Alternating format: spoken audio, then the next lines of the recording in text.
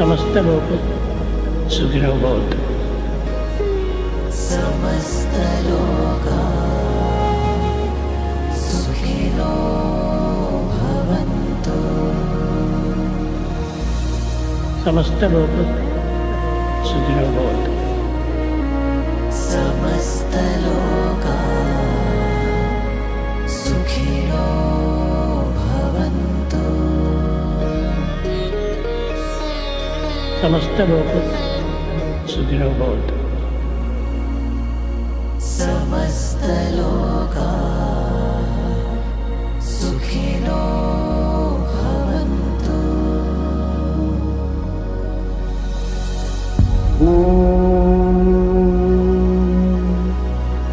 शांति शांति शांति.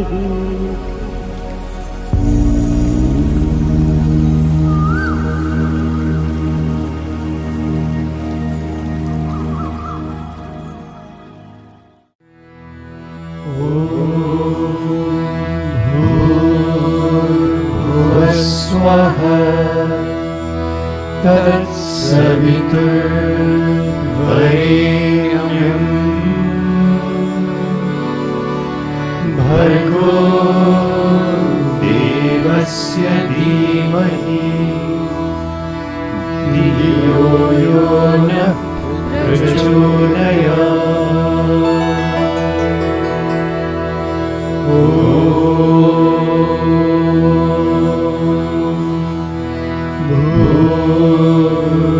भूर्भुवस्वः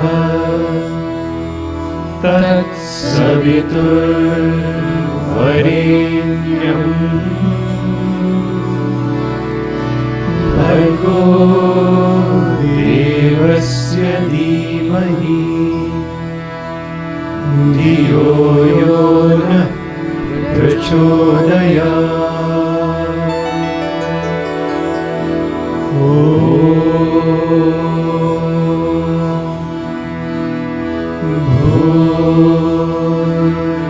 भूर्भुवस्वः तत्सवितुर्वरेण्यं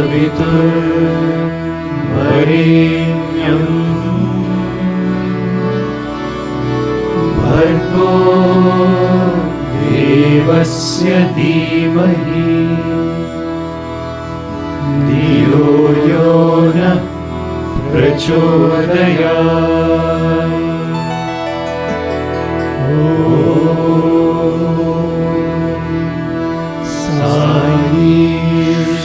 साईश्वराय विद्महे सत्यदेवाय धीमहि तन्नः सर्वः प्रचोदयात्.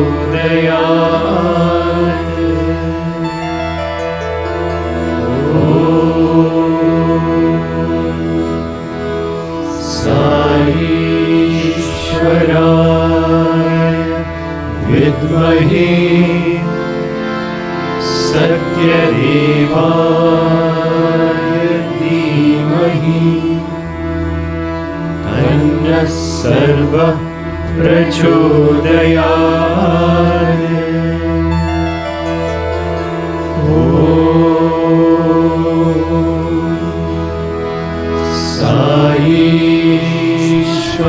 साईश्वराय विद्महे सत्यदेवाय धीमहि तन्नः सर्वः प्रचोदयात्.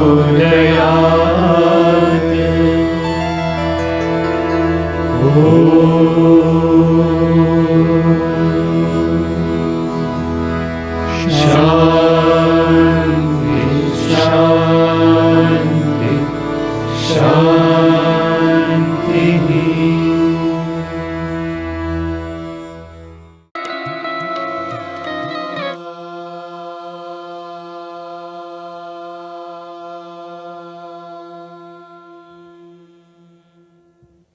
गणानां त्वा हवामहे कविं कवीनामुपमश्रवस्तमम् ज्येष्ठराजं ब्रह्मणस्पत आनः शृण्वन्नोतिभिः सीदसादनम् प्रणो देवी सरस्वती वाजेभिर्वाजिनीवती धीनामभित्रवतु गणेशाय नमः सरस्वत्यै नमः श्रीगुरुभ्यो नमः हरिः ॐ नमो भगवते रुद्राय ॐ नमस्ते रुद्रमन्यव उदोत इषवे नमः नमस्ते अस्तु धन्वने बाहुभ्यामुत ते नमः यात इषुः शिवतमा शिवं बभूव ते धनुः शिवा शरव्यायातवतया नो रुद्रमृडया याते रुद्रशिवा तनूरघोरा पापकाशिनी तया नस्तनुवाशन्तमया गिरिशन्ताभिचाकशीः यामिषुं गिरिशन्तहस्ते बिभर्षस्तवे शिवाङ्गिरित्रतां कुरु माहि गुंसीः पुरुषं जगत् शिवेन वचसा त्वा गिरिशाच्छावदामसि यथा नः सर्वमिज्जगदयक्ष्मगुं सुमना असत् अध्यवोचदधिवक्ता प्रथमो दैव्योऽभिषक् अहीरुश्च सर्वाञ्जम्भयन् सर्वाश्च यातु धान्यः असौ यस्ताम्रो अरुण उत बभ्रुः सुमङ्गलः ये क्षेमागुं रुद्रा अभितो दिक्षु श्रिताः सहस्रशो वैशागुं हेर ईमहे असौ यो वसर्पति नीलग्रीवो विलोहितः उदैनं गोपा अदृशन्नदृशन्नुदहार्यः उदैनौ विश्वा भूतानि सदृष्टो मृडयातिनः नमो अस्तु नीलग्रीवाय सहस्राक्षाय मीरुषे अथो ये अस्य सत्त्वानो हन्तेभ्यो करन्नमः प्रमुञ्च धन्वनस्त्वमुभयोराग्नियोर्जाम् याश्च ते हस्त इषवः पराता भगवो वपा अवतत्यधनुस्वगुं सहस्राक्षशतेषु ते निशीलशल्यानां मुखा शिवो नः सुमना भव विज्जन्धनुः कपर्दिनो विशल्यो बाणवागुम् उदा अनेशन्नस्येषव आभुरस्य निषङ्गतिः याते हेतिर्मीढुष्टमहस्ते बभूव ते धनुः तयास्मान् विश्वतस्त्वमयक्ष्मया परिभुजा नमस्ते अस्त्वायुधाय नातताय धृष्णवे उभाभ्यामुत ते नमो बाहुभ्यां तव धन्वने परिते धन्वनो हेतिरस्मान् गृणक्तु विश्वतः अथो य इषुधिस्तवारे अस्मन्निधेहितम् नमस्ते अस्तु भगवन् विश्वेश्वराय महादेवाय त्र्यम्बकाय त्रिपुरान्तकाय त्रिकाग्निकालाय कालाग्निरुद्राय नीलकण्ठाय मृत्युञ्जयाय सर्वेश्वराय सदाशिवाय श्रीमन्महादेवाय नमः नमो हिरण्यवाहवे सेनान्ये दिशां च पतये नमो नमो वृक्षेभ्यो हरिकेशेभ्यः पशूनां पतये नमो नमः सस्पिञ्जराय त्विषीमते पथीनां पतये नमो नमो बभ्रुषाय विव्याधिनेन्नानां पतये नमो नमो हरिकेशायोपवीतिने पुष्टानां पतये नमो नमो भवस्य हेत्यै जगतां पतये नमो नमो रुद्राय तथाविने क्षेत्राणां पतये नमो नमः सूताय हन्त्याय वनानां पतये नमो नमो रोहिताय स्थपतये वृक्षाणां पतये नमो नमो मन्त्रिणे वाणिजाय कक्षाणां पतये नमो नमो भुवन्तये वारिवस्कृताय औषधीनां पतये नमो नमः उच्चैर्घोषाय क्रन्दयते पथ्वीनां पतये नमो नमः कृष्णभीताय धावते सत्त्वनां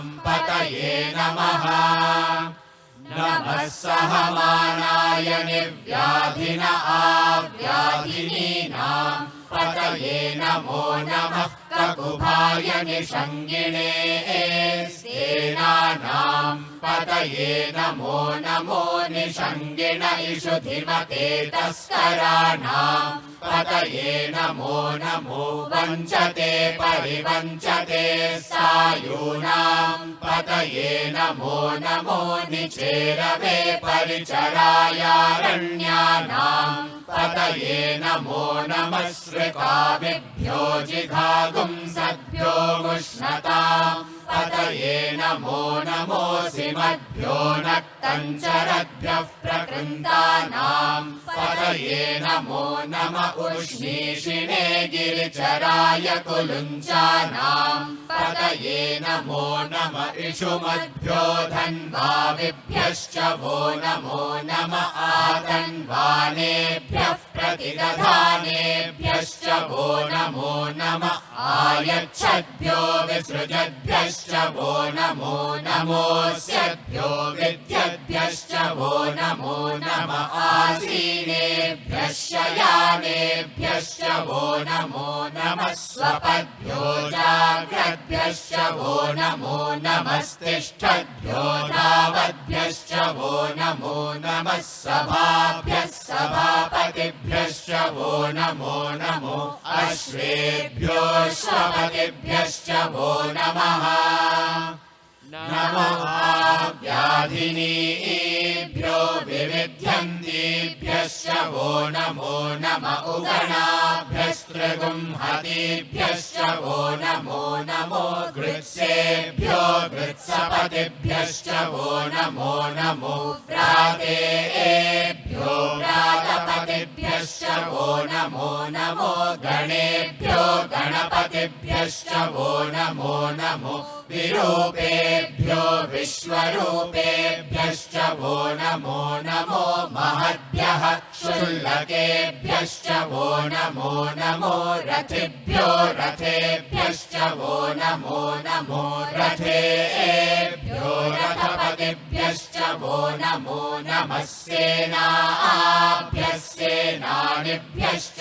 वो नमो नमः शत्रुभ्यः सङ्ग्रहीतृभ्यश्च वो नमो नमस्तक्षभ्यो रथकारेभ्यश्च वो नमो नमः कुलालेभ्यः कर्मारेभ्यश्च वो नमो नमः पुञ्जिष्टेभ्यो निषादेभ्यश्च वो नमो नमः इषुकृभ्यो धन्वकृभ्यश्च वो नमो नमो मृगयुभ्यश्वनिभ्यश्च वो नमो नमः श्वभ्यश्वपतिभ्यश्च वो नमः नमो भवाय च रुद्राय च नमः शर्वाय च पशुपतये च नमो नीलग्रीवाय च शितिकण्ठाय च नमः कपर्दिने च व्युक्तके ऋषिकेशाय च नमः सहस्राक्षाय च शतधन्वने च नमो गिरिशाय च शिपिविष्टाय च नमो मेधुष्टमाय चेषुमते च नमो ह्रस्वाय च वामनाय च नमो बृहते च वर्षीयसे च नमो वृद्धाय च संवृध्वने च नमो अग्र्याय च प्रथमाय च नमः आशवे चाजिराय च नमः शीघ्रियाय च शीभ्याय च नमः ऊर्ण्याय चावस्वन्याय च नमः स्रोतस्याय च द्वीप्याय च नमो ज्येष्ठाय च कनिष्ठाय च नमः पूर्वजाय चापरजाय च नमो मध्यमाय चापगल्भाय च नमो जघन्याय च बुद्ध्याय च नमः सोऽभ्याय च प्रतिसर्याय च नमो याम्याय च क्षेम्याय च नमः उर्वर्याय च खल्याय च नमः श्लोक्याय चावसान्याय च नमो वन्याय च कक्ष्याय च नमः श्रवाय च प्रतिश्रवाय च नमः आशुषेणाय चाशुरथाय च नमः शूराय चावभिन्धते च नमो वर्मिणे च वरूधिने च नमो भिल्मिने च कवचिने च नमः श्रुताय च श्रुतसेनाय च नमो दुन्दुभ्याय चाहनन्याय च नमो धृष्णवे च प्रमृषाय च नमो दूताय च प्रहिताय च नमो निषङ्गिणे चेषु धिमते च नमस्तीक्ष्णेषवे चायुधिने च नमः स्वायुधाय च सुधन्वने च नमः श्रुत्याय च पथ्याय च नमः काट्याय च नीप्याय च नमः सूद्याय च सरस्याय च नमो नाद्याय च वैशन्ताय च नमः कूप्याय च वट्याय च नमो वर्षाय च वर्ष्याय च नमो मेघ्याय च विद्युत्याय च नमः ईध्रियाय च तप्याय च नमो वात्याय च रेष्म्याय च नमो वास्तव्याय च वास्तुपाय च ॐ हर हर हर हर ॐ नमः सोमाय च रुद्राय च नमः ताम्राय चारुणाय च नमः शङ्गाय च पशुपतये च नमः उग्राय च भीमाय च नमो अग्रे वधाय च दूरे वधाय च नमो हन्त्रे च हनीयसे च नमो वृक्षेभ्यो हरिकेशेभ्यो नमस्ताराय नमः शम्भवे च मयोभवे च नमः शङ्कराय च मयस्कराय च नमः शिवाय च शिवतराय च नमस्तीर्थ्याय च कूल्याय च नमः भार्याय च भार्याय च नमः प्रतरणाय चोत्तरणाय च नमः आधार्याय च लाद्याय च नमः षष्ट्याय च फेन्याय च नमः सिकत्याय च प्रवाह्याय च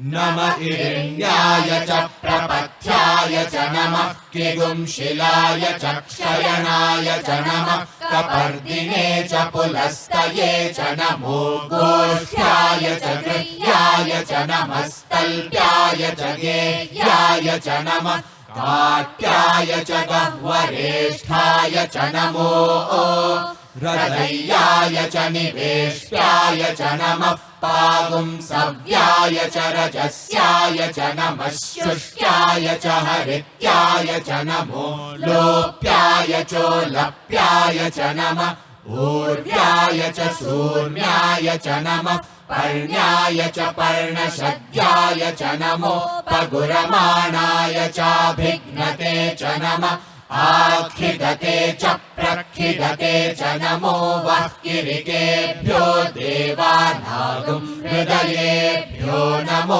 विक्षीणकेभ्यो नमो विचिन्वत्केभ्यो नम आनिर्हतेभ्यो नम आमीवत्केभ्यः द्रावे अन्धसस्पते दरिद्रन्नीललोहिता येषाम् पुरुषाणामेषाम् पशूनाम् मा भेर्मा रोमो येषाम् किञ्चनाममत् या ते रुद्रशिवा तनुः शिवा विश्वाह भेषजी शिवा रुद्रस्य भेषजी तया नो मृडजीवसे इमागुं रुद्राय तवसे कपर्दिने क्षयद्वीराय प्रभरामहे मतिम् यथा नः शमसद्विपदे चतुष्पदे विश्वम् पुष्टम् ग्रामे अस्मिन्ननातुरम् मृडानो रुद्रोतनो मयस्कृधि क्षयद्वीराय नमसा विधेमते यच्छम् च योश्च मनुरायजे पिता तदश्याम तव रुद्रः प्रणीतौ मानो महान्तमुतमानो अर्भकम् मान उक्षन्तमुतमान उक्षितम् मानो वधीः पितरम् मोत मातरम् प्रियामानस्तनुवो रुद्ररीरिषः मानस्तोके तनये मान आयुषि मानो गोषु मानो अश्वेषु रीरिषः वीरान्मानो रुद्रभामितो वधीर्भविष्मन्तो नमसा विधेमते आरात्ते गोघ्न उत पूरुषग्ने क्षयद्वीराय सुम्नमस्मेते अस्तु रक्षा च नो अधि च देव ब्रूयथा च नः शर्म यच्छद्विबर्हाः सुहिश्रुतम् गर्त सदैयुवानम् मृगन्न भीममुपहत्नुमुग्रम् मृडाचरित्रे रुद्रस्तवानो अन्यन्ते अस्मन्निवपन्तु सेनाः परिणो रुद्रस्य हेतिर्वृणक्तु परित्वेषस्य दुर्मतिरघायोः अवस्थिरा भगवद्भ्यस्तनुष्वमीध्वस्तोकायतनयाय मृडय मीढुष्टमशिवतम शिवो नः सुमना भव परमे वृक्ष आयुधम् निधाय कृत्युम् वसान आचर पिनाकम् बिभ्रदागहि विकिरित विलोहित नमस्ते अस्तु भगवः यास्ते सहस्रगुम् हेतयोऽन्यमस्मन्निवपन्तु ताः सहस्राणि सहस्रधा बाहुवोस्तव हेतयः तासामीशानो भगवः पराचीनामुखाकृधि सहस्राणि सहस्रशो ये रुद्रा अधिभूम्याम् तेषागुम् सहस्रयोजने वधन्वानि तन्मसि अस्मिन् महत्यर्णवेऽन्तरिक्षे भवा अधि नीलग्रीवाश्रितिकण्ठाः शर्वा अधः क्षमाचराः नीलग्रीवाश्रितिकण्ठादिवकुम् रुद्रा उपश्रिताः ये वृक्षेषु सस्पिञ्जरा नीलग्रीवा विलोहिताः ये भूतानामधिपतयो विशिखासः कपर्दिनः ये अन्येषु विविध्यन्ति पात्रेषु पिबतो जनान ये पथाम् पथिरक्षय ऐलभृदायव्युधः ये तीर्थानि प्रचरन्ति सृकावन्तो निषङ्गिणः य एतावन्तश्च भूयागुंसश्च दिशो रुद्रावितस्थिरे तेषागुम् सहस्रयोजने वधन्वानि तन्मसि नमो रुद्रेभ्यो ये पृथिव्या येऽन्तरिक्षे ये दिवि येषामन्नौ वातो वर्षमिषवस्तेभ्यो दश प्राचीर्दश दक्षिणा दश प्रतीचीर्दशोदीचीर्दशोर्ध्वास्तेभ्यो नमस्ते नो मृडयन्तु ते यन्द्विष्मो यश्च नो द्वेष्टितं वोजम्भे दधामि त्र्यम्बकं यजामहे सुगन्धिं पुष्टिवर्धनम् उर्वारुकमिव बन्धनान् मृत्योर्मुक्षीयमामृतात् यो रुद्रो अग्नौ यो अप्सु य ओषधीषु यो रुद्रो विश्वा भुवना विवेश तस्मै रुद्राय नमो अस्तु ये ते सहस्रमयुतं पाशा मृत्योर्मर्त्याय हन्तवे तान् यज्ञस्य मायया सर्वानवयजामहे मृत्यवे स्वाहा मृत्यवे स्वाहा प्राणानां ग्रन्थिरसि रुद्रो मा विशान्तकः तेनान्नेनाप्यायस्व नमो रुद्राय विष्णवे मृत्युर्मे पाहि तमुष्टु हि यस्विषुः सुधन्वायो विश्वस्य क्षयति भेषजस्य यक्ष्वामहेसौ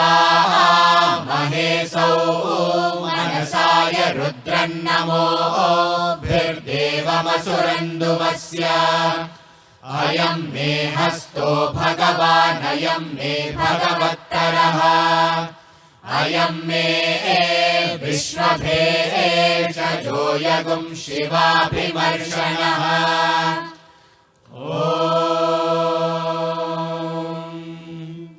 शान्ति शान्ति शान्तिः।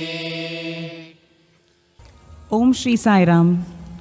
I take this opportunity to collectively offer our most humble pranam at the lotus feet of our Divine Mother and Father, our Sai Baba. We have two eminent speakers with us, Dr. Sarita Iyer and Dr. Yu Suma.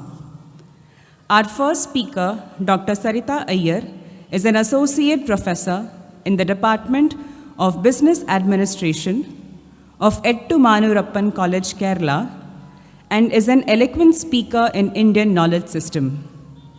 Dr. Sarita will be sharing her insights on topic, The Science of Rudram, a contemporary exploration of the Vedic chant through modern scientific perspective. Following Dr. Sarita Iyer, we have our second speaker, Dr. Yu Suma. Dr. Yu Suma is an associate professor in the Department of Management and Commerce, chairperson, Center for Sri Sathya Sai Studies, Sri Sathya Sai Institute of Higher Learning, Prashanthi Nilayam. Dr. Yu Suma will be sharing her thoughts on topic, Vedam Beyond Boundaries, Bhagawan Sri Sathya Sai Baba's universal message. I warmly welcome both our speakers. I now request Dr. Sarita Iyer to kindly share her insights. Sai Ram. I offer my humble pranams at the lotus feet of our beloved Bhagawan, Shri Sathya Sai Baba. Respected elders, distinguished guests,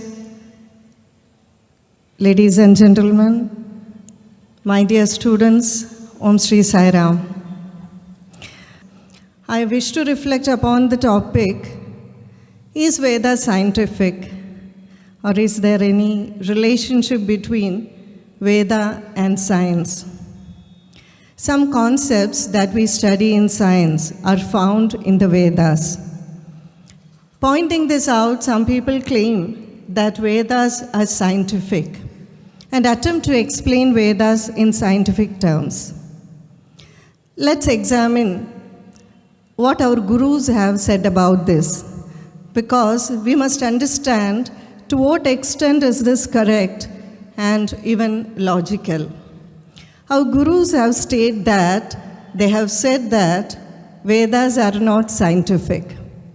nor is there any need to make Vedas scientific.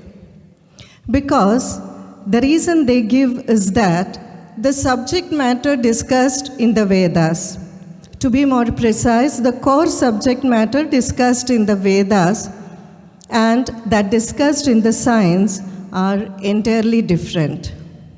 First, let's see what science deals with. Whether it is physics, chemistry, or any other branch of science, it examines the existence, development, and evolution of created physical entities. These discussions are confined within the 5 elements, Panchabhutas.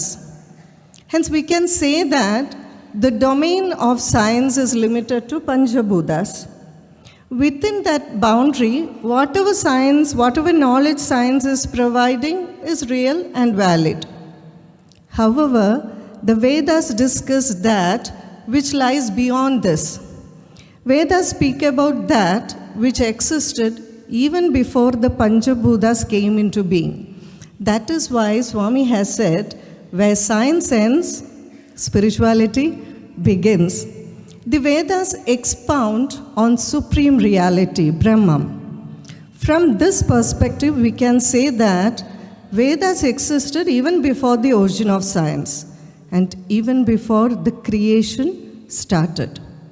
What science has not yet understood, Vedas know. Even where the limits of science ends, the meaning of the Vedas continues to be revealed. That which lies beyond science is called divine. And this divinity, and we can define this divinity as one that we cannot understand or that cannot be known through worldly means of validation. Vedas speak about such transcendental matters, and in Sanskrit they are referred to as alaukika upayam. To understand the meaning of the word alaukikam, first we must understand the word laukikam. And to understand the word laukikam, we must understand the word lokam. Lokam is a Sanskrit word, and the definition for lokam in Sanskrit is lukyate anena iti lokaha. Lukyate means to look at. The English word look is derived from the Sanskrit word lukyate. Hence, in general, we can say that whatever we can see is lokam. Then whatever we cannot see is alokam. Then Vedas discuss matters that we cannot see. But the nature of Vedas are more precisely and clearly described or explained by Sri Kumarila Bhattapada in his Shloka Vartikam. It goes like this: Pratyakshenanum yastupayona vidyate etam vindandi vedena tasmat vedasya vedata. I'll repeat. Pratyakshenanum yastupayona vidyate etam vindandi vedena tasmat vedasya vedata. Pratyakshenanum Pratyaksha means direct. Anumitteva, Anumana means influence. Hence, Vedas speak about that which we cannot understand through direct perception, inference, sensory testimony, or study. Such transcendental reality is what we call the divine. And this divinity is the subject matter of the Vedas. There is no need for Vedas to discuss matters that are directly perceptible.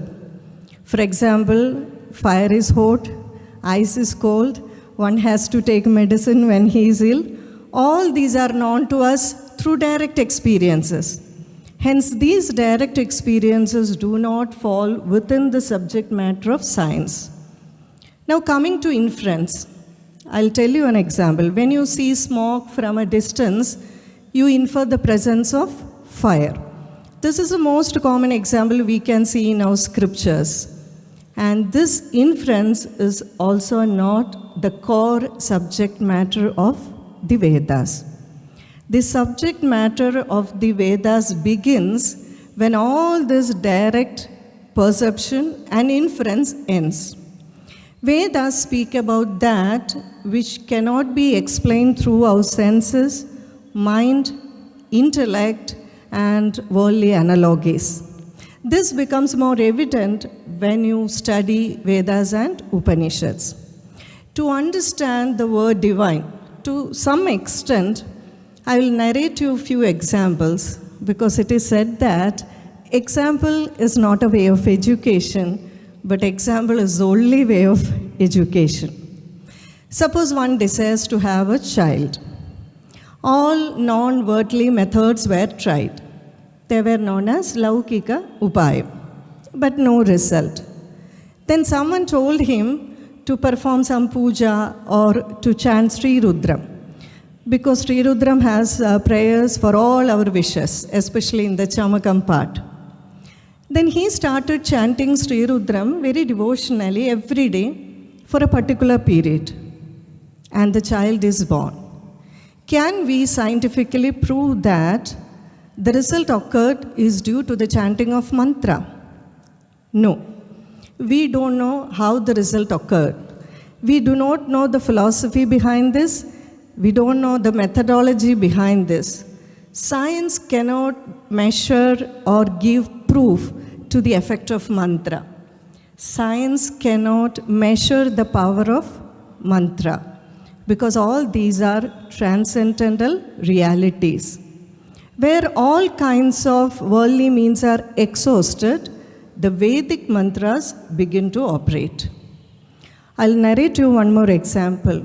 Shankaracharya of Sringeri Sharada Peetham, Sri Chandrasekhara Bharati Swamigal, was traveling to Devakottai via Srirangam, Tiruchirappalli and Pudukkottai. It was a time of very little rain there. But the devotees there had arranged everything that they needed for a very large community feast. But there was a severe scarcity of water. Hence, Swamigal's manager decided to cancel the feast and move to the nearest accommodation as soon as possible. Knowing this, Swamigal called Sri Krishna Shastri, who was traveling with Swamigal, and told him to bring Mahabharatam Virata Parva. As soon as he received the text, Swamigal started the Parayana, reading of that book. After some time, Swamigal started walking around, chanting in a very low voice.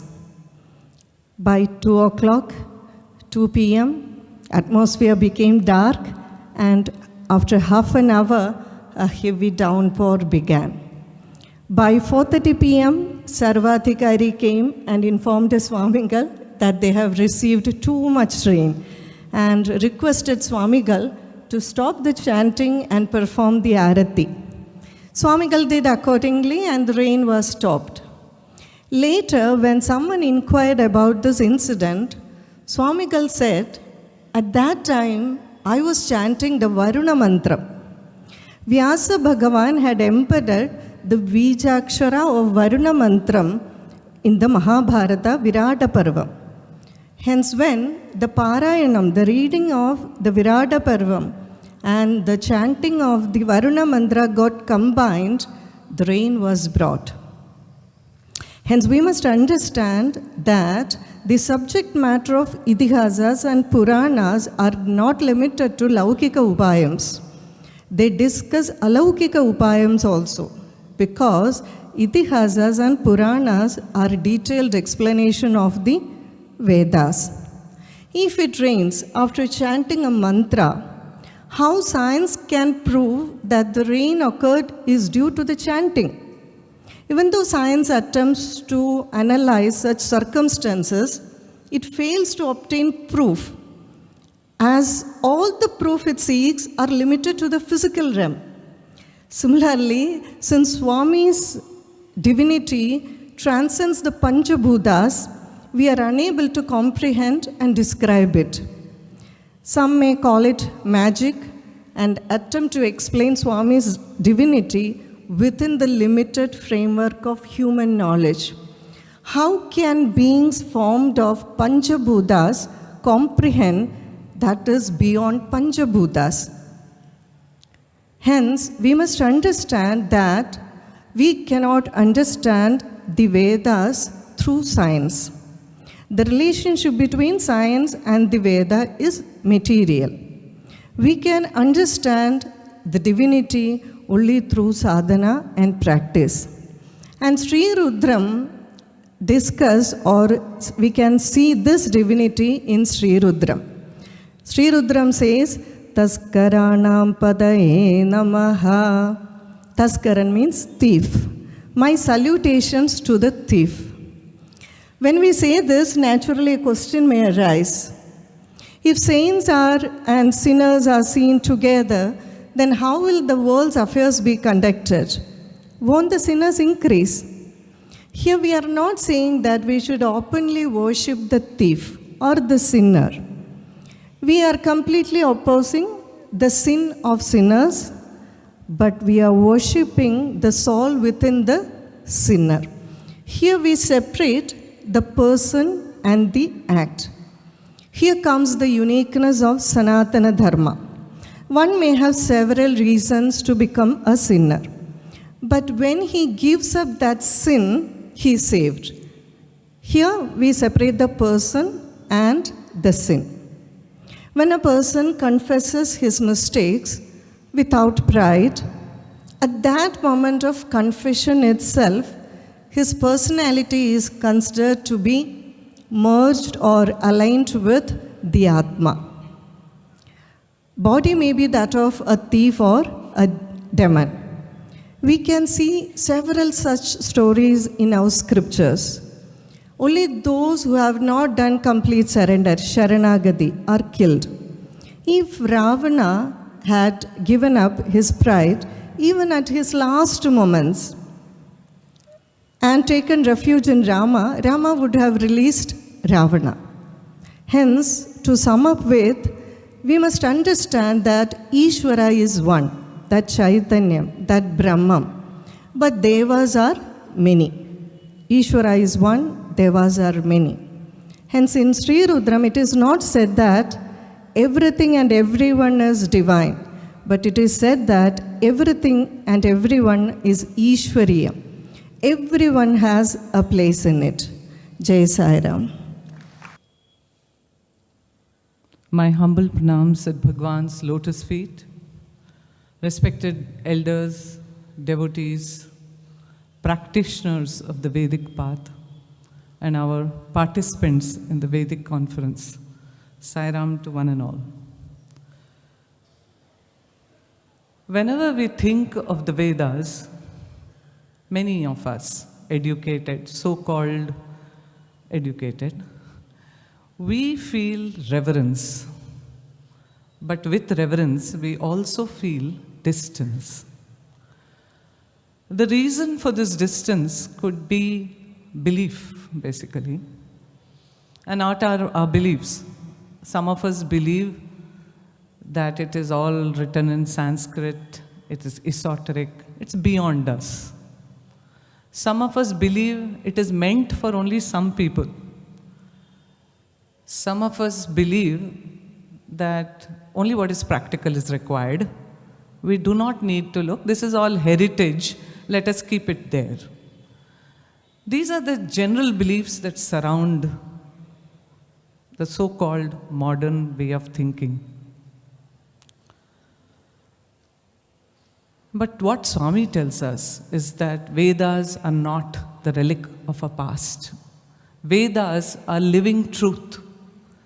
They are the waters from which humanity must drink and replenish themselves and their culture, their living, their society. Swami, in fact, when he describes the avataric mission on why Bhagawan comes down to earth, why the avatar comes, one of the reasons which is oft quoted by Swami himself is Veda Poshana. To establish Vedas, Bhagawan has descended. How does he do it? Number one, he embedded it in our everyday lives. Vedas are chanted every day in the Mandir. Devotees are a part of it. Vedas are taught in all his educational institutions, and they have to learn it.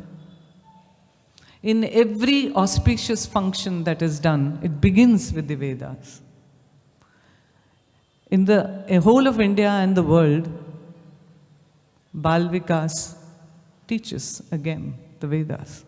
Swami encouraged the learning and the chanting of the Vedas. But Swami also took every instance to talk about it. Whether it was the Atirudra Mahayagnams, whether it was Dashara, whether it was the numerous discourses that Swami gave. Even in the Vahinis, Swami wrote about the Vedas. So let us use the Vedic style now, the Prashna and the Uttara, and look at what a novice like me would ask and what would the Veda Pushta himself say. Question 1. What is the importance of the Vedas? Why should we learn it? Why should we chant it? Swami has said in his discourses numerous times that the Veda is very, very holistic in its approach. From the very material, mundane to the most spiritual, and as Madam just explained, the transcendental truths are in the Vedas. There is no realm of human experience and beyond human experience which is not embedded in the Veda. Why should such a holistic view be important at all? When we believe in the holistic view, Swami says, it brings out the broadest perspective of ourself. And that is where human values get born. For example, oneness is the principle of the Vedas. When, yesterday when Madam was speaking, she was talking about the quantum lens. And if you use the quantum lens, you see everything as vibration. And there is no distinction between material, non-material, sentient, and any kind of being is covered in that. That's oneness. If you can experience or understand, even in a limited sense, the oneness, wouldn't it create samatva? Wouldn't it also foster tyaga, sacrifice? Because sacrifice here is giving yourself to yourself. There is no sacrifice. Actually, sacrifice is a misnomer over there. It is giving oneself. So the bed of human values is in the Vedas. And when Vedas are practiced, Swami says, peace and harmony will result. One of the beautiful things about the Indian culture is it divinizes everything. There is no element of life or natural living which is not touched by divinity. And similarly, when we spiritualize everything that is natural, the spiritual becomes natural. And here lies the gift of what our Vedas and our culture gives humanity. Question 2. If it is so important, why did it decline? And Swami says, though there are a lot of physical and historical and so many other external reasons why the Vedas declined, and you can read n number of expositions on that. But Swami concentrated in most of his discourses on the internal reasons of the decline. And one thing which Swami said quite often was neglect, indifference. Indifference of the Bharatiyas over centuries led to the decline of the Vedas.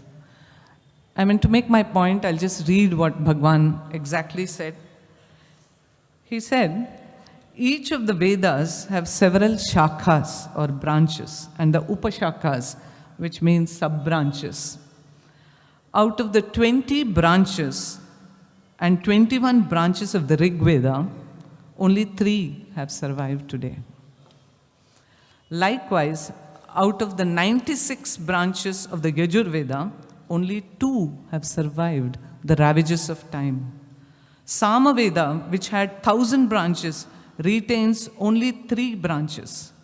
If so much of spiritual treasure is contained in the few branches of Vedas that have survived, how much greater would have been the spiritual heritage of the Bharatiyas if the Vedas had survived in their entirety. It is because of the neglect of the Vedas that the spiritual and scientific knowledge of the Bharatiyas experience steady decline. As a consequence, and this is the dangerous part, they developed a narrow outlook and the broadness of vision suffered. Another painful reason that Bhagawan highlights for the decline of the Vedas is commercialization. It's like having a gift and not knowing its value and using it for a purpose which is way beneath it. So when the chanting was divorced from character, when the scholarship becomes divorced from practice, then the reverence is lost. And when reverence is lost, then the decline is inevitable. One more thing which people often talk about for the cause of decline, and which Swami also has referred in his discourses, is about why when you don't have self-identity in your own culture, you begin to ape other cultures. So we always hear of how we ape the West. And Swami gave a beautiful story to make the point. He said, when the hotel owner has a headache, he goes to the pharmacist or the chemist and takes a tablet. But when the chemist has a headache, he comes to the hotel to drink coffee. Meaning to say, the East, he says, looked at the West for its own definition of mental peace through a material means, while the West looked to the East, again, for mental peace. Another thing which we sometimes think, as I said, as novices or as those who are not exposed to the greatness of Veda, is to believe that it is meant for a select few. Not just in terms of intellectual thing, but okay, Brahmins are meant to chant.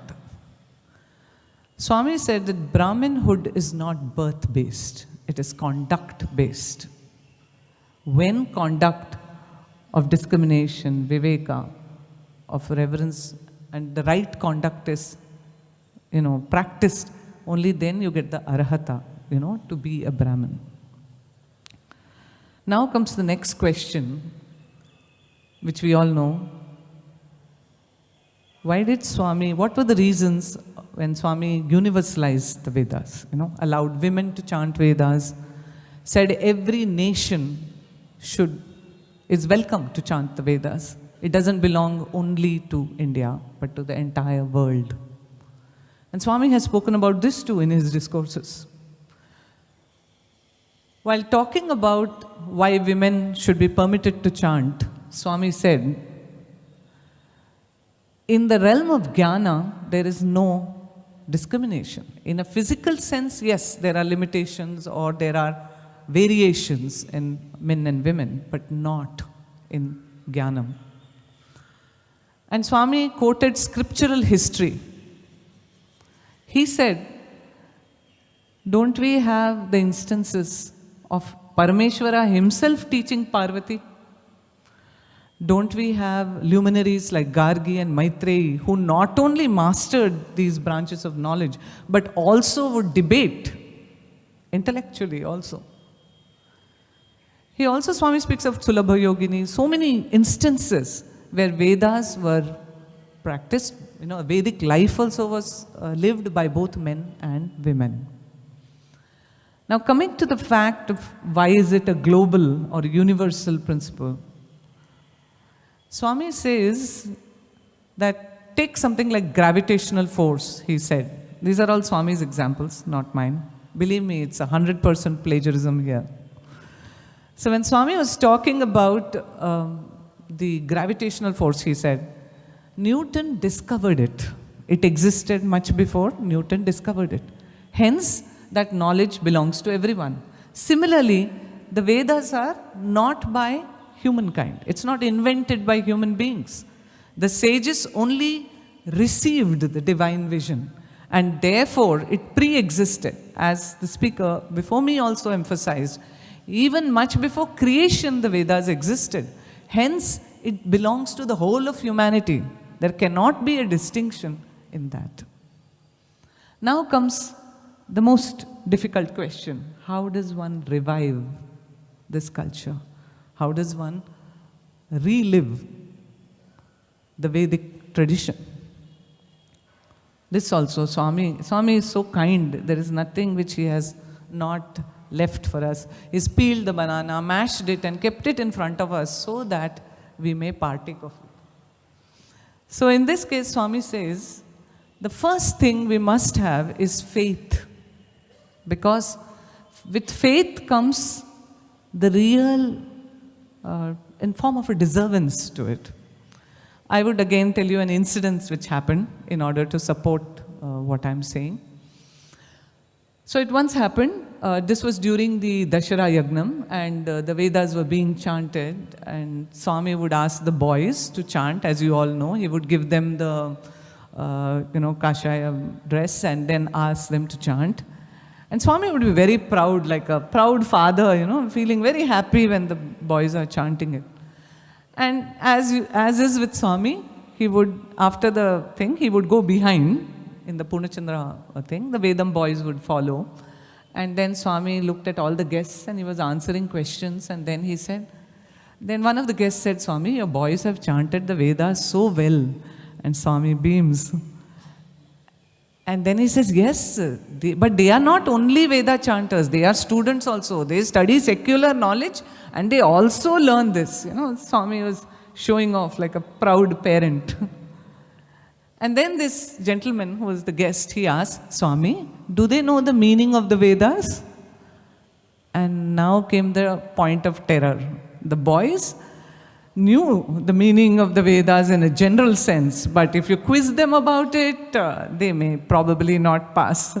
So they immediately, what do we do when we are in a tight situation? Om Shri Sai Ram. So they started praying, Bhagawan, please, please, Swami, you save us, don't embarrass us, and don't let us let you down, both. And then Swami, very sweetly, he said, oh yeah, they know the essence of the Vedas.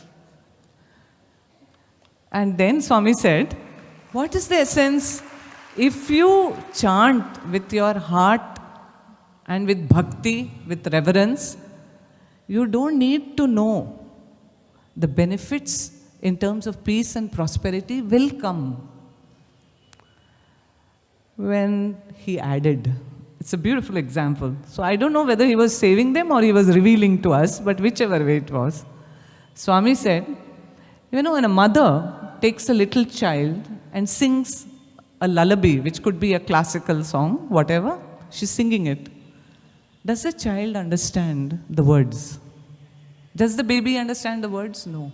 Does the baby even understand which raga, which tala, what it is? Nothing.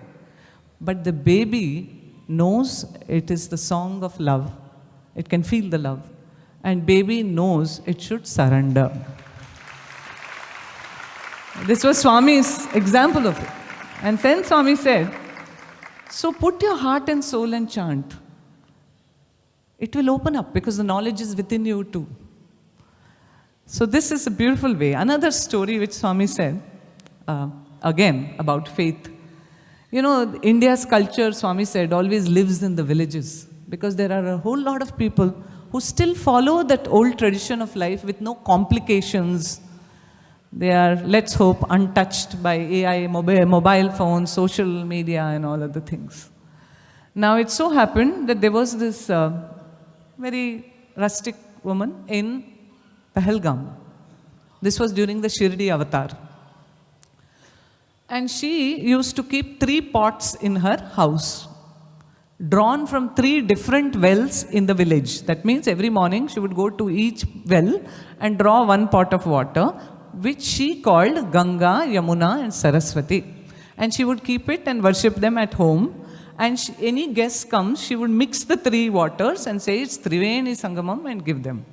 The whole village indulged her, and some of them mocked at her, some of them laughed at her. And this was, they'd say, oh, you're going to give us Triveni Sangamam? Okay, that kind of thing. And some of them tried to logically tell her that how can the three villages in your three wells in your village be connected to some rivers which are so far away. Now one day it so happened that her husband decided to go on a Tirtha Yatra to Kashi. Now those days, if you went that far, it was quite a perilous journey, and so the whole village literally gives you a send-off. And so happened that the mother, that is the mother-in-law of our heroine here, she gave her son her gold ring with a stone and told him, this is the mother's talisman, you wear it, you will be safe. So the young man wore the ring and went on his pilgrimage. Unfortunately for him, in Manikarnika Ghat, when he was taking his dip, the ring slipped. Obviously, he couldn't find the ring in the water. He came back home and told his mother, Mother Ganges took my ring. Now his wife heard that. She was extremely offended. She said, why does Mother Ganges need your ring? And will she ever deprive a poor mother of her few worldly possessions? You are very wrong. It is impossible that Mother Ganges would take your ring. Maybe she dropped it. You dropped it, sorry, and she never took it. And so saying, indignantly, she marched off to her Ganga pot, put her hand and searched for the ring. And lo and behold, she found the ring. This is a story which Swami himself told. And then Swami added that then the mother, the husband and the wife, they came to see me in Dwarakamai, he said. He was idealizing the faith, which is so important. Now what other than faith, okay? Faith is important. But you see, if we worship something, we have to worship with our mind, heart and our hands. These are what given by God to us. Don't we need to use all three of them in whatever we do? So Swami says, spend some time in understanding to whatever extent you can. But live a God-centric life. Have the attitude of Tyaga and live exemplary lives. Only when all this comes together, then the Vedic tradition stays alive. Now, just before I finish, I want to read another section of what Swami said. This, do you know that the entire education mission of Bhagawan started with a Veda Pathshala? This was not a random event. And what Swami said in that discourse is really something to ruminate about. I will just read that out for you. Swami says, and I quote, faith can grow only on the soil of dharma with the fertile subsoil of Vedas. My task is to open your eyes to the glory of the Vedas and to convince you that Vedic injunctions, when put into practice, will yield the results promised. My task is to make you aware of your errors and the loss you are incurring, not only you who are here just now, but all the people of India and even the world. This Pathshala will grow into a university, establishing branches wherever there are other types of universities now. It will afford cool green shade for all. My prema towards the Veda is equaled only by my prema towards humanity. My mission, remember, is fourfold. Veda Poshana, Vidvat Poshana, Dharma Rakshana, Bhakta Rakshana. Spreading my grace, my power along these four directions, I establish myself in the center. 23rd November 1962. Bhagavan reminds us that the Vedas are the soul of Bharat and the hope of humanity. And their universalization is not about expanding in numbers. It is about expanding our consciousness.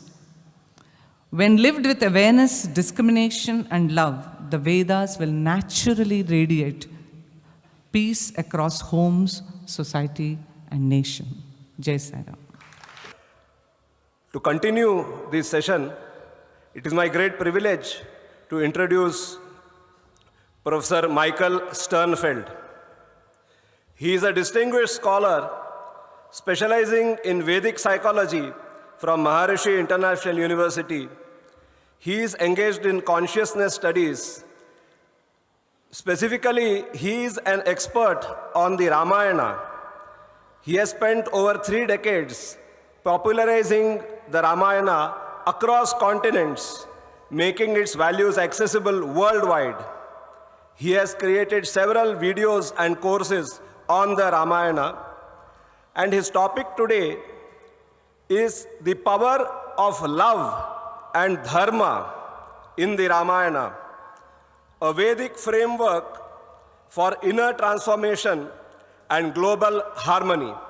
I invite Professor Michael Sternfeld to deliver his lecture. Pranams and Sai Ram. I deeply honor the holy tradition of Vedic masters who extend back to eternity. All those great lovers of knowledge, all those great exponents of knowledge who brought the continuity of Vedic knowledge from the distant past to the current present and into the future. Those great souls like Vasishta, Vyasa, the Saptarishis, Shankara, and in modern times, Sathya Sai Baba, and my teacher and guru, Maharishi Mahesh Yogi. I come from Fairfield, Iowa, the home of Maharishi International University, and I actually live in a community right outside there called Vedic City. Imagine in the center of the United States, a whole community based on the principles of Vedic knowledge. All the homes are built according to Vastu. We have a Vedic observatory. I could go on and on. Ayurvedic centers for treatment. All this was inspired by great teachers like Sathya Sai Baba and my teacher, Maharishi Mahesh Yogi. In the middle of nowhere, in the central part of the United States, your knowledge has come to the West, and now I come back to share a little bit of this Vedic knowledge, especially in the form of Ramayana. And it's just extraordinary to me the depth of knowledge for all the great speakers. I hope that I can, in my own small way, bring something back from the West to share with you.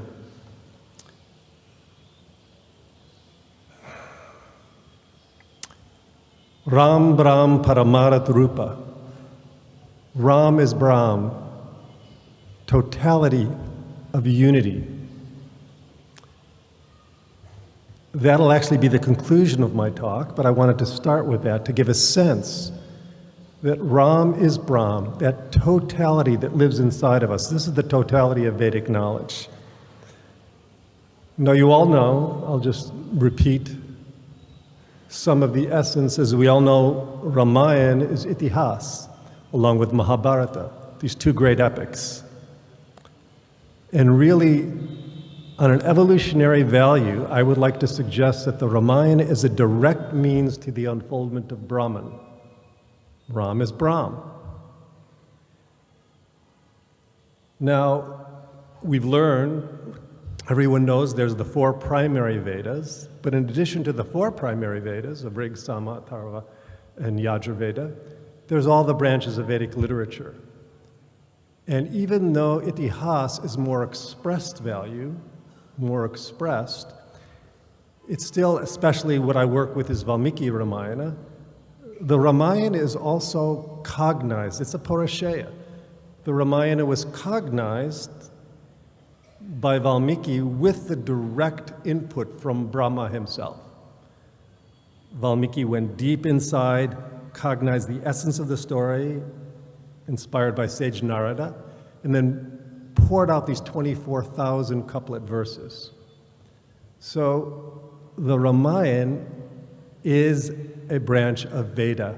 and Vedic knowledge in the form of this extraordinary itihasa, which on one level is the history of total reality, but also the Ramayana is happening at every point in creation.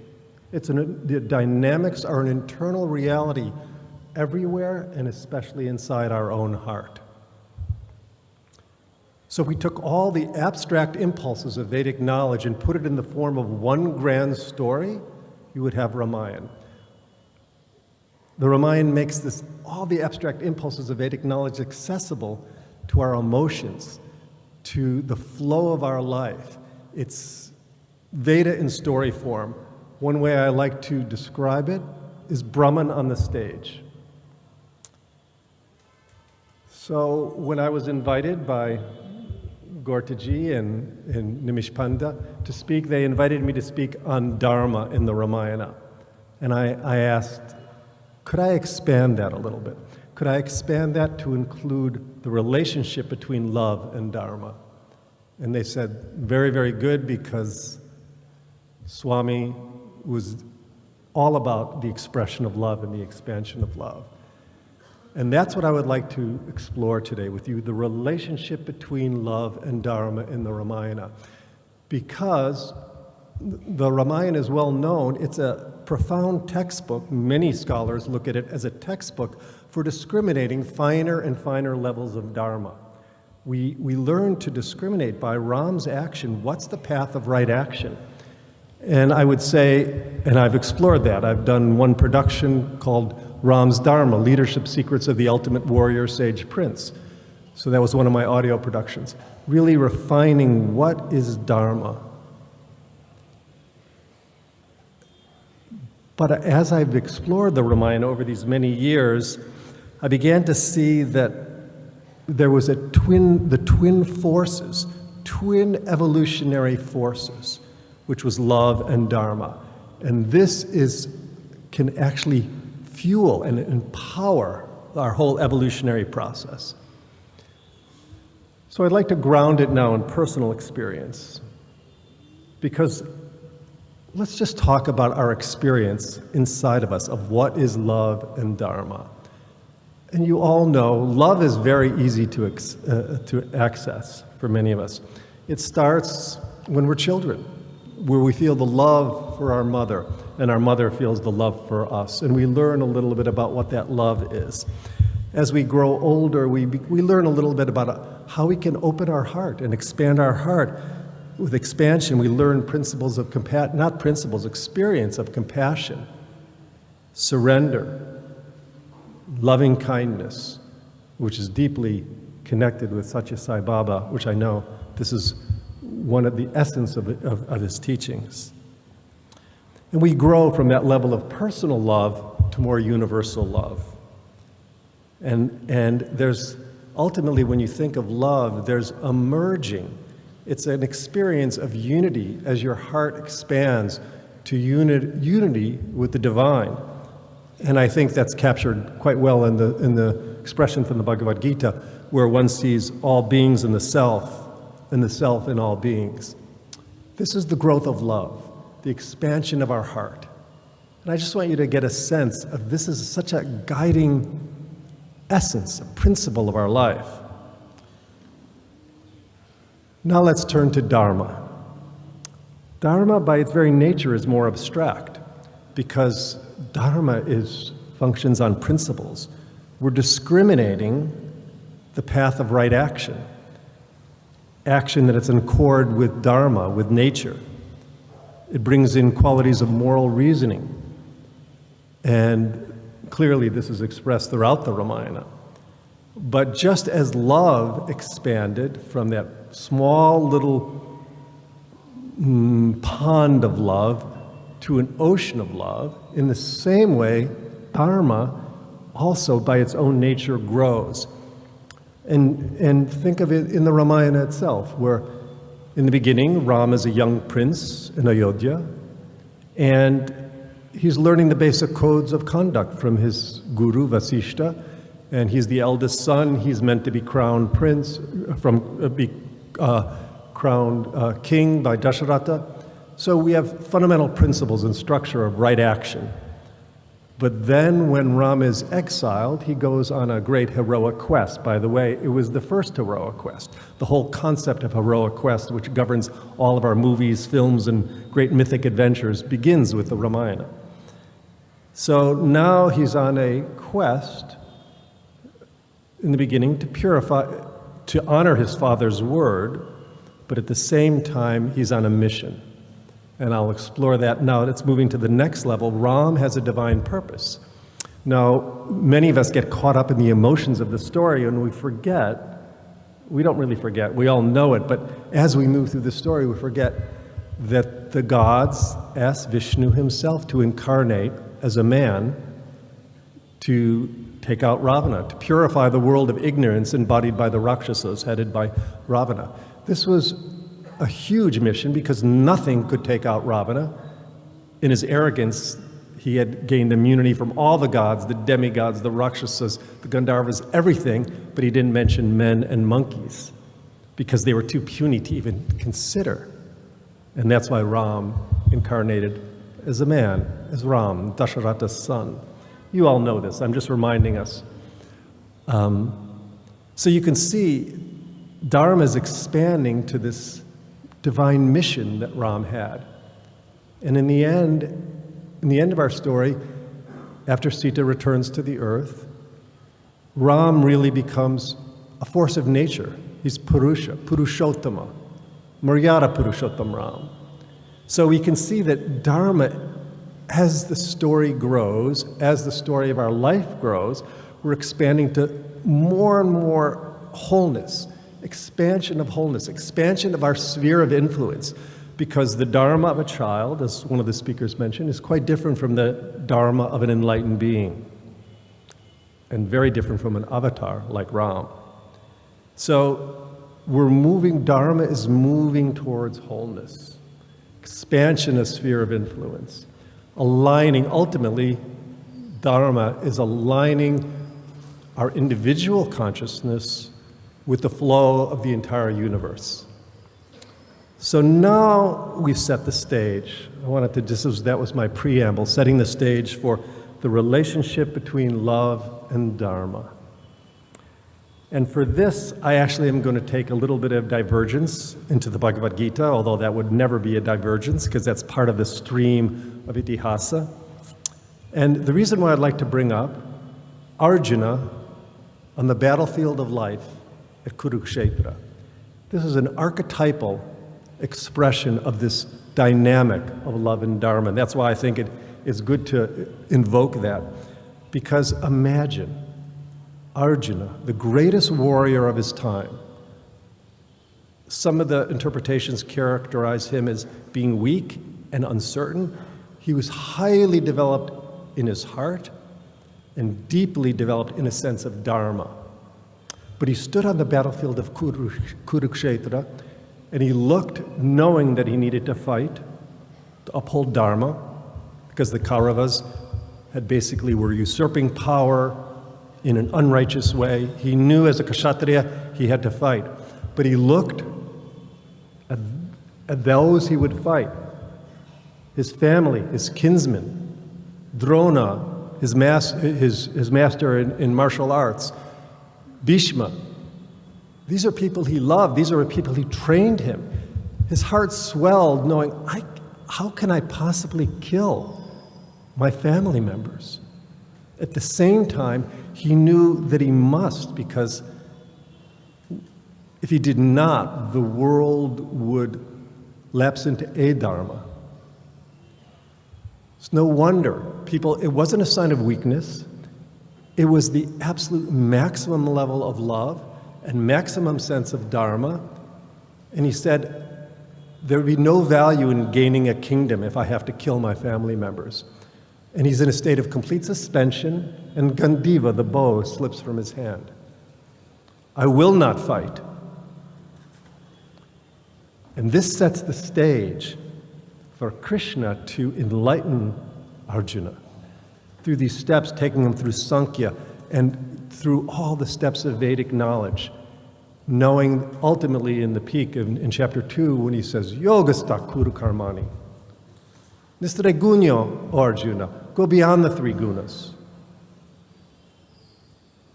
Established in being, yogasta kuru karmani, established in being, perform action.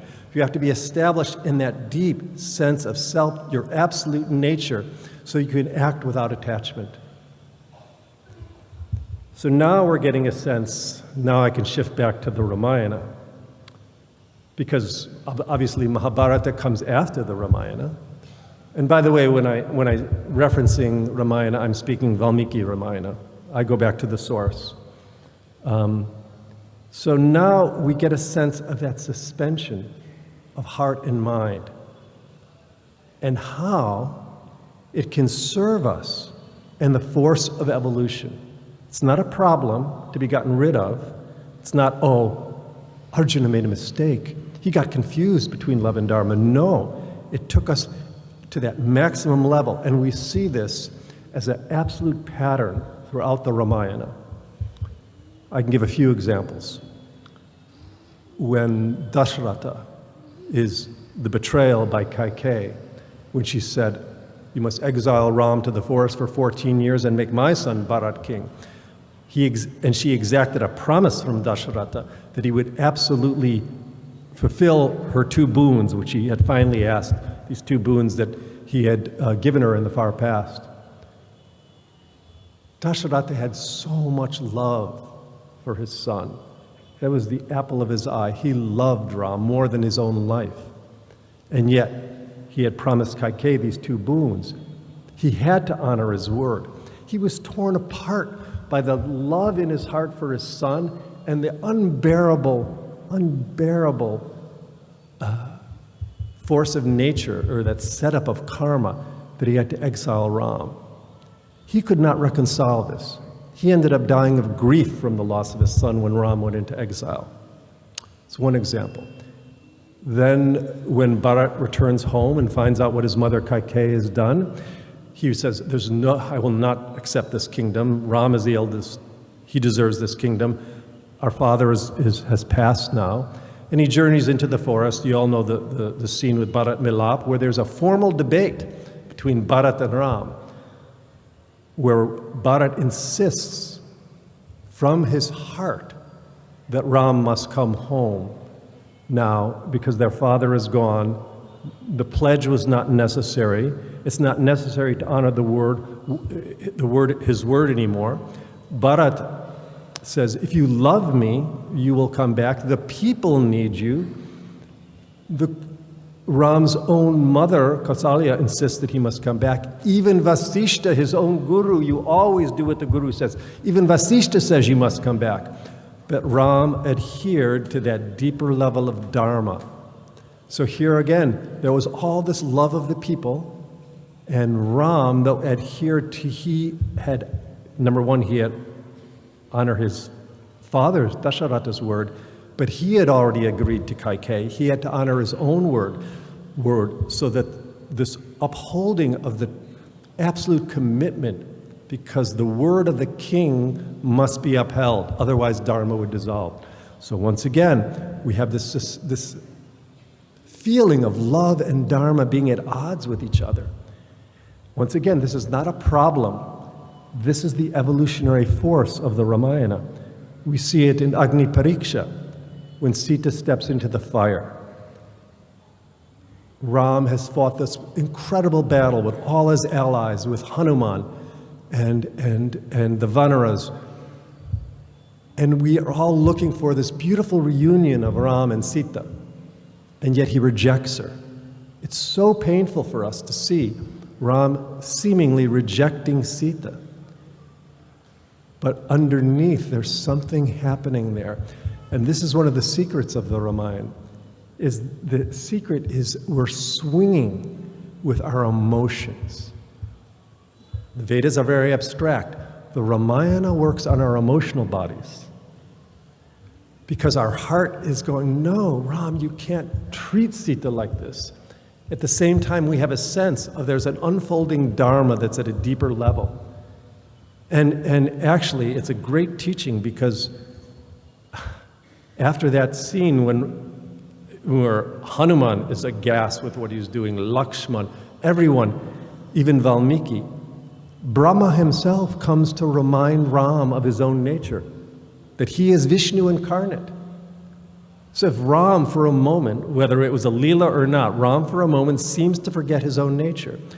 It's important to really go back to the original text, because these are all cut out of the abridged versions, and you begin to see that there's this deeper level of unfolding. And this is what I want to get across now. This is the essence, is this dynamic between love and dharma is the powerful evolutionary force of how Ramayana works, how nature works, how our life works. In our everyday life, this happens to us all the time. I'm sure you could bring up examples in your own life where you feel sometimes the suspension between love and dharma, and you see it as a problem. I wish this wouldn't be like this.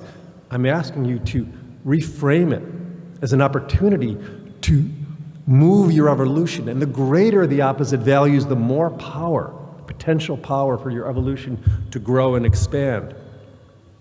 And this is something that happens throughout Itihasa, throughout Mahabharata and Ramayana.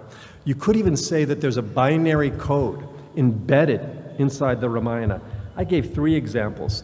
I could give you dozens of examples from Ramayana, but time maybe won't allow. Where one value comes up, Dasharatha's love for his son and his commitment to Kaikeyi.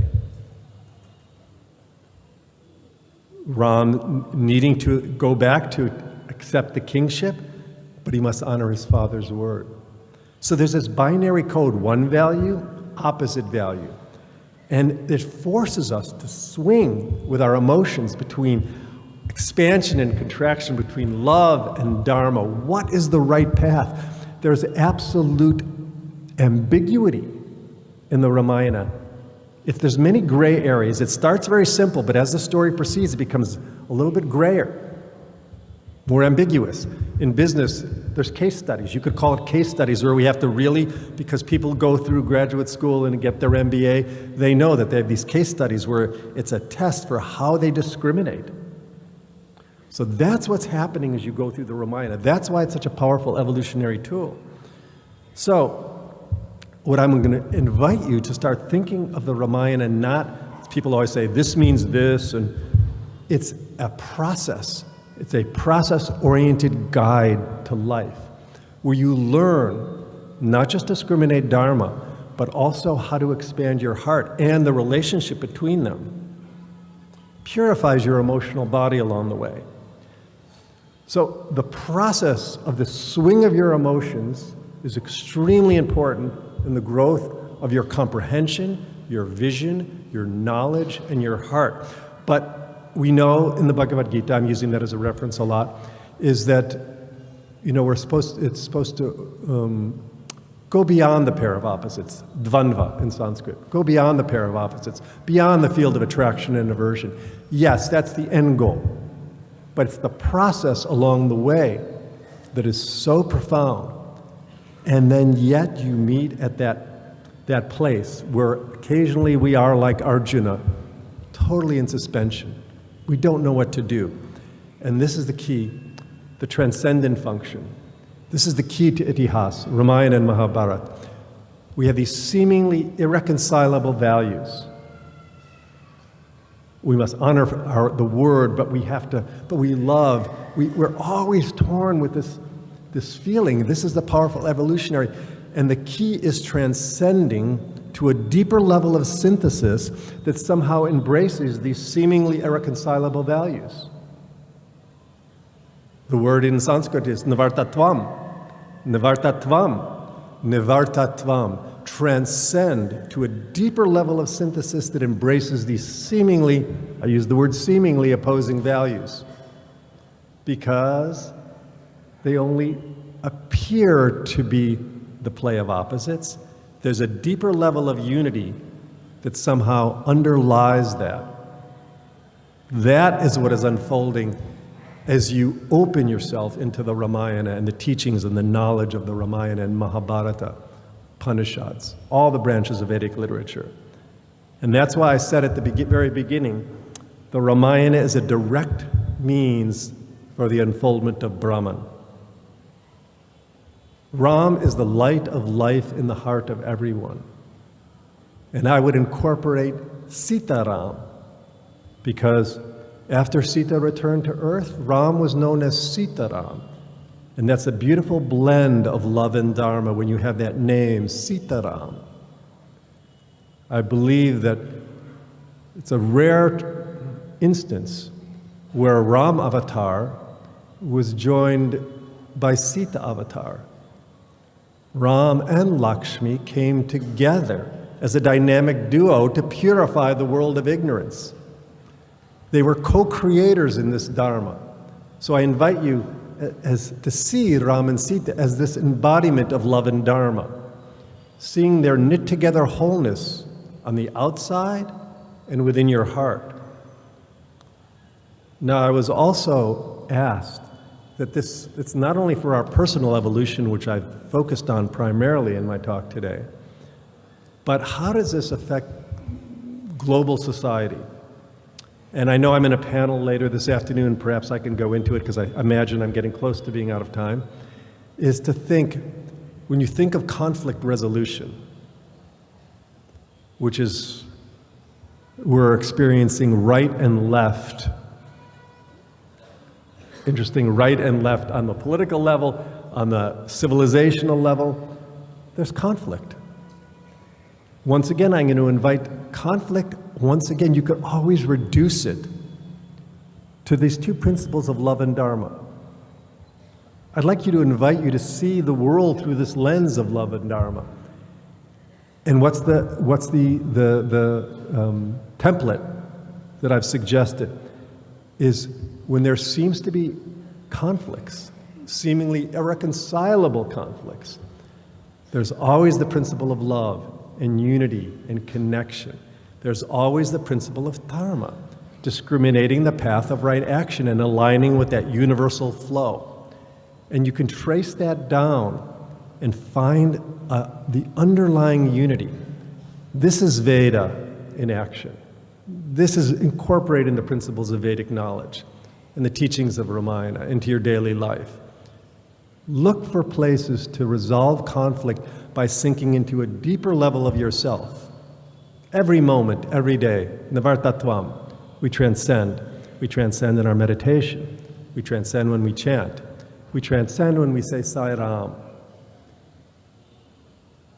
So I hope I've given you a vision of possibilities for this field of Ramayana, which I love. I was invited by my own teacher and guru to pick one branch of Vedic knowledge and become an expert in it.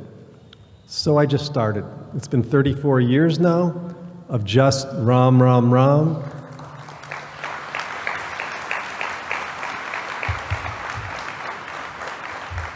And then Hanuman and Sita are three primary impulses and streams of knowledge.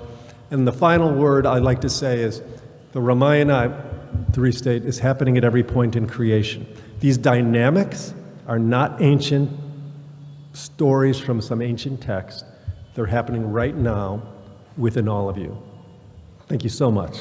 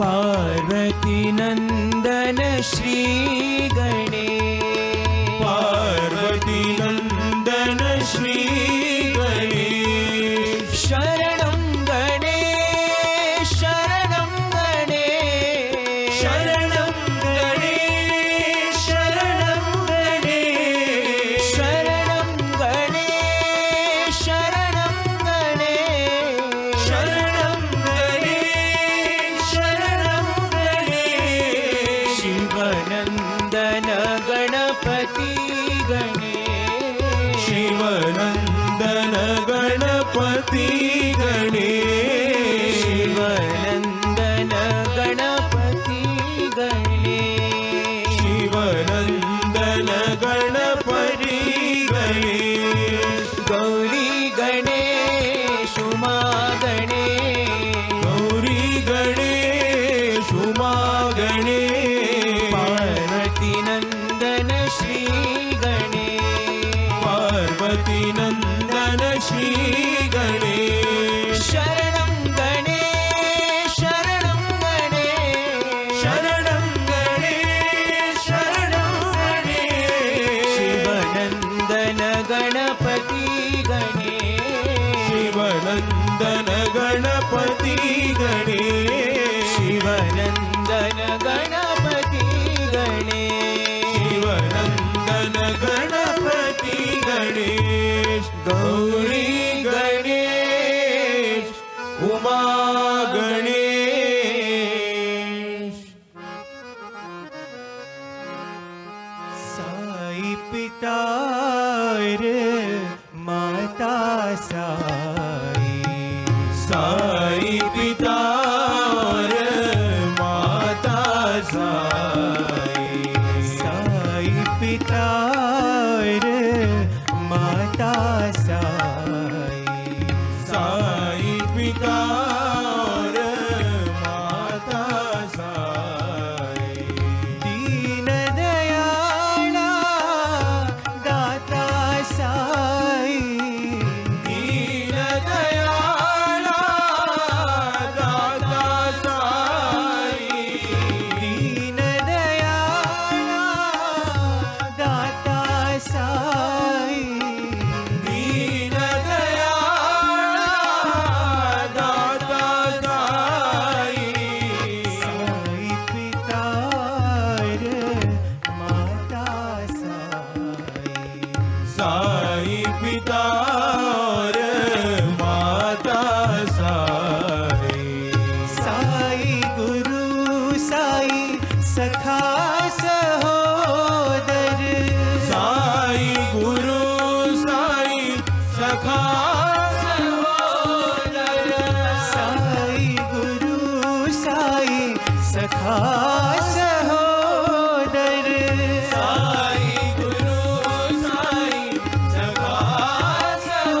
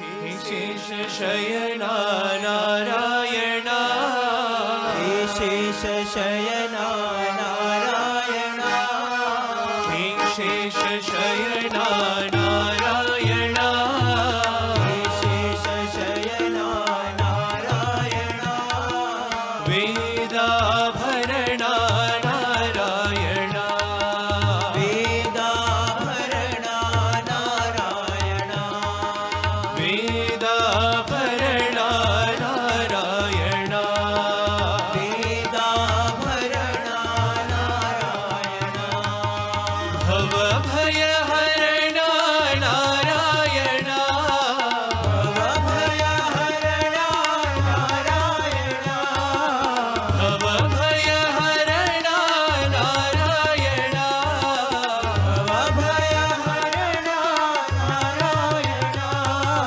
पावन चरणा नारायणा पावन चरणा नारायणा साई पावन चरणा नारायणा साई पावन चरणा नारायणा हे शेष शयना नारायणा हे शेष शयना नारायणा वेदाभरणा नारायणा वेदाभरणा नारायणा भवभयहरणा नारायणा भवभयहरणा नारायणा पावन चरणा नारायणा पावन चरणा नारायणा साई पावन चरणा नारायणा साई पावन चरणा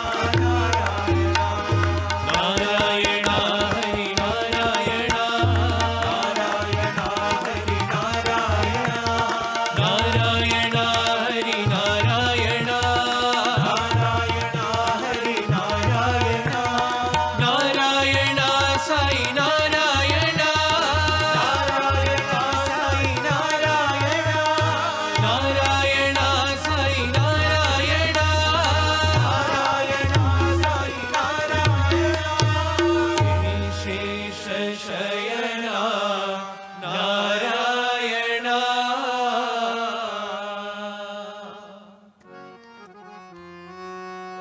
ओम जय जगदीश हरि स्वामी सत्य साई हरि भक्त जना संरक्षक भक्त जना संरक्षक पति महेश्वरा ओम जय जगदीश हरि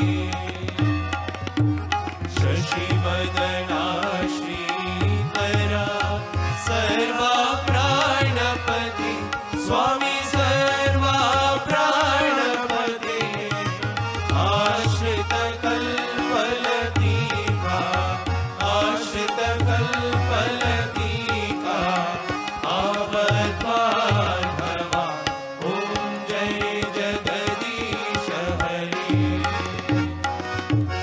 माता पिता गुरुदैवं मरियन्तयु नीवे स्वामी मरियन्तयु नीवे नाद ब्रह्म जगन्नाथा नाद ब्रह्म जगन्नाथा नागेन्द्राशयना ओम जय जगदीश हरि ओंकार रूप ओजस्वी साई महादेवा सत्य साई महादेवा मंगल हारति अंदुको मंगल हारति अंदुको मंदर गिरिधारी ओम जय जगदीश हरि नारायण नारायण सत्य नारायण नारायण नारायण नारायण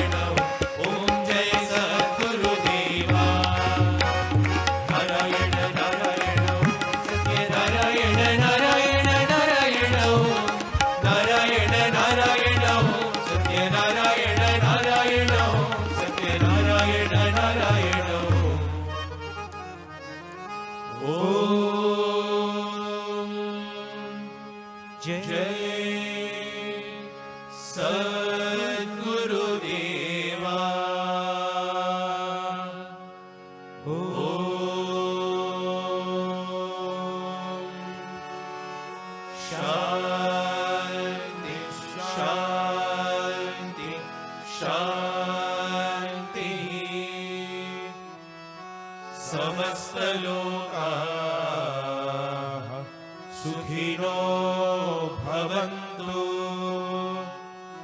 समस्तलोकाः सुखिनो भवन्तु समस्तलोकाः सुखिनो भवन्तु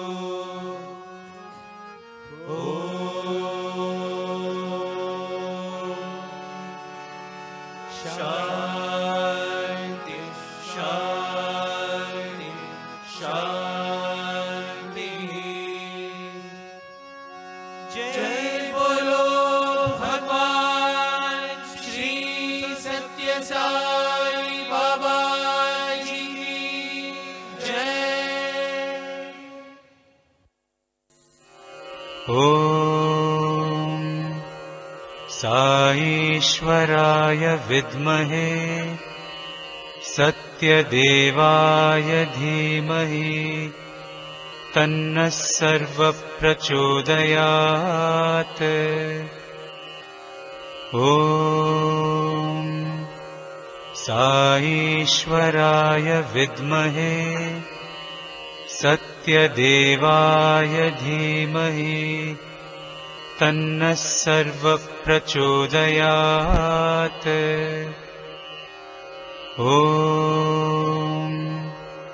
साईश्वराय विद्महे सत्यदेवाय धीमहि तन्नः सर्वप्रचोदयात्।